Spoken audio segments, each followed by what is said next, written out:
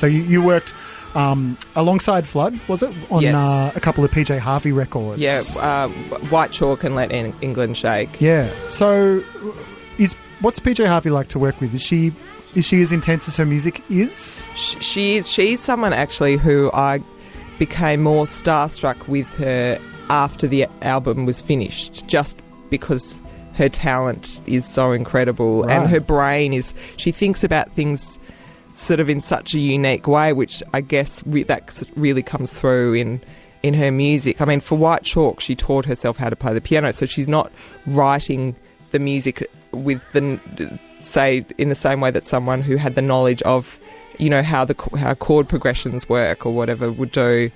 So the structures of the songs are kind of, or the chord progressions are really interesting, which then lend itself to like really interesting vocal melodies.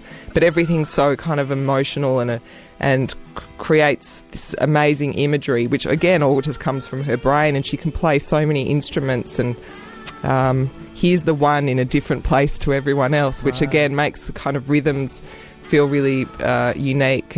But you just listen to it, you don't notice any of those things, you just hear it as kind of an amazing piece of music. So yeah, by the end of White Chalk, I was quite starstruck. At the start I'm like, I've worked with Boy George, whatevs. But she then, just kind of in awe of her by the end of that record.